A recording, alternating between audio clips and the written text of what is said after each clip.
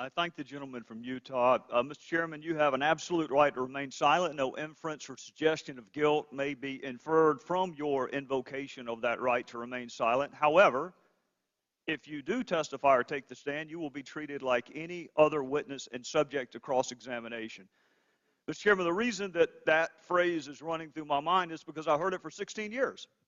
It's being repeated in courtrooms all across this country today, but not for powerful people that work for government, just for everyday folks. Just for everyday witnesses or everyday defendants of petty crimes, not charged with violation of constitutional rights, maybe just petty larceny.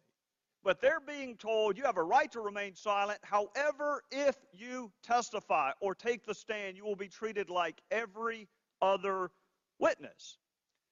Mr. Chairman, I counted 17 separate factual assertions by Ms. Lerner, not those three little sentences that my colleagues like to cite, 17 separate factual assertions. That is a lot of talking for somebody who wants to remain silent.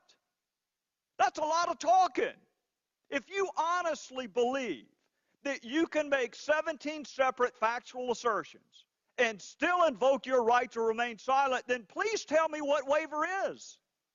Please tell me what constitutes waiver if saying 17 separate factual things does not. Mr. Chairman, she testified, I have done nothing wrong, I've broken no laws, I've broken no IRS rules or regulations. That's her testimony.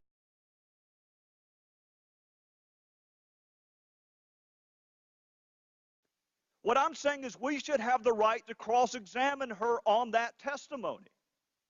Because I'd like to ask her, when you said we need a plan, who is we and what plan are you referring to?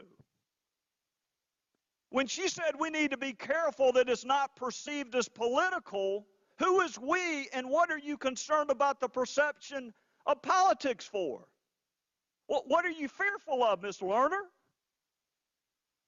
She said, I think we really need to do a project. Again, Ms. Lerner, who is we and what project are you referring to? That is a legitimate question.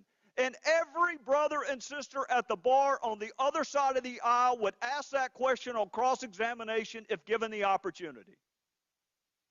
Can you imagine, Mr. Chairman, can you imagine a fact pattern where somebody takes the stand and says, I didn't rob the bank?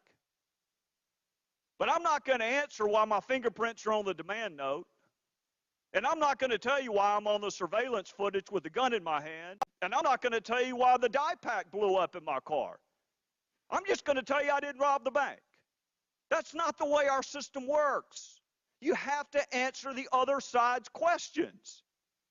I think these questions are fair. The Tea Party's very dangerous. Dangerous to whom? Who, Ms. Lerner? Who thinks they're dangerous? You?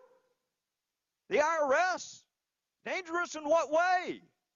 We need a vehicle to get back to court. Who is we? Why do you want to get back to court? Could it, heaven forbid, be because you don't like Citizens United? Is that possibly the explanation? Mr. Chairman, she said Cincinnati should not have these cases, but then she turned around and said Cincinnati was to blame. That's an inconsistent statement. Every lawyer on that side of the aisle would ask her to explain that inconsistency. Everyone. So why can't we? If this isn't waiver, then can someone explain to me on the other side what fact pattern constitutes waiver? If you can make 17 separate factual assertions and authenticate a document, and say, I have done nothing wrong, which is about as broad as any testimony can possibly get. I've done nothing wrong. I've broken no laws. I've broken no rules or regulations. I mean, honestly, what testimony could be broader than that? So necessarily, our cross-examination should be equally broad, and it would be in a courtroom. How often did you use your personal email, Ms. Lerner? That's a fair question. The Committee on Ways and Means just referred that issue to the Department of Justice. How many times did you use your personal email?